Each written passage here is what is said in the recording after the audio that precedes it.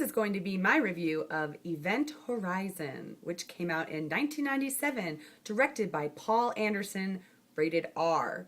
This film is about an hour and a half long and is categorized as sci-fi and horror. And I think that's pretty perfect because I felt like the first half of the movie was way more sci-fi and the second half was much more horror. The film's two leading stars are Lawrence Fishburne as Captain Miller and Sam Neill as Dr. Weir. It's described as a rescue crew is sent to investigate a spaceship that has gone through a black hole and has reappeared 7 years later, and they are to find out what exactly happened and to attempt to rescue whoever is still in the ship and basically see what happened. I personally would describe this film as Morpheus from The Matrix and Dr. Alan Grant from Jurassic Park are on a ship that is sent into space to investigate the horrors of what lies beyond a black hole, which is basically turning out to be a fate worse than death. It's terrifying. The only other person in the cast that I knew who they were offhand and honestly didn't even recognize until I saw their name was the actor who played Lucius Malfoy. Little Harry Potter love for you, eh? Little Harry Potter love. It really says something about his level of talent that I could watch an entire movie with him in it and not realize that it was the same person that played Lucius Malfoy. This is a really good movie. It's not something that I would normally watch, and I probably won't watch it again because it is truly horrifying. But there were parts of it that I was watching through my fingers where I was genuinely like, oh, I don't really want to see this. What's happening? No. Because you watch most of the movie kind of expecting jump scares and getting them. And then you get to a certain point in the film where you're genuinely just grossed out. I suppose I should say, spoiler alert, I am going to reveal things that happen in this film. The first guy to bring the horror into the film, in my opinion, is, I think his name is Justin. They call him Baby Bear, and he goes into the black hole, which Dr. Weir swears is not possible, wink wink, but when he comes back out is like not really there and wakes up and tries to escape the ship into space without a spacesuit. I don't know how accurate it is to watch someone's blood try to escape their body in zero gravity with no oxygen in the vacuum of space, but it was pretty gross. I personally could tell from fairly early in the film that Dr. Alan Grant, Dr. Weir, was not playing for the same team that he was on the flight to Event Horizon. They don't play it up until much later in the film, but there are little hints that he's not going to play his part the way that the other crew members are expecting him to. It's very sad at moments because the other crew members start to kind of hallucinate or see things from their own personal lives that are very dark. The one woman sees her son and you're under the impression that he's in a wheelchair and she sees the damage to his legs and it's really sad. You get to see Captain Miller, reflect upon a moment in his past where he had to abandon a crew member who was being engulfed by space flames, which he describes as rolling like waves of water. He has to abandon him and just let him burn alive for the safety of the rest of the crew. But clearly he has a lot of regret over it and never told anybody, yet somehow this ship knew. And this brings me to an interesting piece of trivia that I found while looking into this film. The writer of this movie pitched the film as The Shining in space. He basically took The Shining and moved it from a creepy house that turned everybody against each other to a spaceship that turned everyone against each other. And I really dig it. I feel like had I known that this was The Shining in space before I watched it, I would have expected things to go the way they did. And it would have been less shocking and maybe less scary.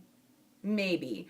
I was still pretty grossed out. And I don't know that grossed out is the same as being scared. Who knows? But that's really interesting to me.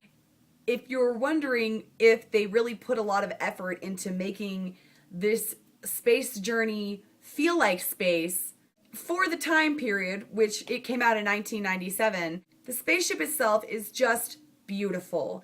There's a certain like chamber or hallway that one of the characters describes as a meat grinder, and it's circular and rotates for some kind of gravity purposes, or it's kind of explained very loosely, but the whole thing rotates around a walkway. It is just cool looking. They explain in the film that the Event Horizon was designed to speed up space travel, because instead of going in a straight line through space, they take space and fold it in half so that there is no line, you're just moving from one place to another, which makes a lot of sense and sounds terrifying. The way that it is possible is another room in the ship that is also beautiful and is this giant circular space that has all these cool spikes on it, which of course someone's going to get killed on. You can't have spikes in a space movie and have not one person land on it. But the center of the room has these rotating parts that turn it around each other that I believe are the way that they create the black hole. And it's just cool looking. The set design on this is just lovely all the way across. I would call this film beautiful if it wasn't for the grossness and the death and the dying and the killing and for this last third of the film. I also learned in looking things up that part of the model, that when you see the outside of Event Horizon with the Lewis and Clark approaching it, part of the outside design has an X-Wing from Star Wars. So that's kind of cool. I did enjoy large parts of this movie. I did not enjoy certain sections of this movie. Watching someone get sliced open and then strung up with their organs below them. Not really a fan. Little grosser than I can handle. I don't know how to properly compare this to other horror films because I don't watch a lot of them. I wanted to ask you guys if it is similar to the Freddy or Jasons or Hellraisers that are out there, gore-wise, if that's what makes the common thread run through them, because this is very close to other films that I have seen and enjoyed. The recommendations on the internet as to similar films to watch included The Thing, The Faculty, and Cube, which all have the common idea of you're not sure who is who and who's on what side. And I think that's interesting because I did not like The Thing. I really enjoy The Cube, although I haven't seen that in years. The Faculty, which is not the best film, also has that who's who thing going on.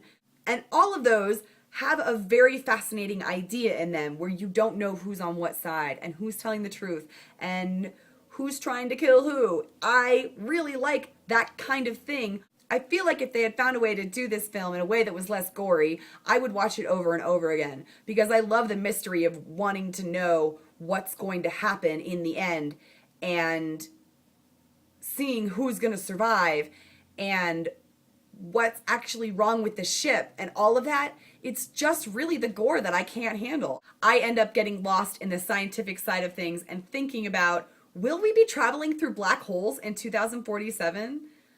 Clearly doing it in this film was a bad idea, but does that mean it is? No, not really. But will we have developed that kind of science in the next 30 years? I honestly find that kind of thinking way more interesting than this film itself.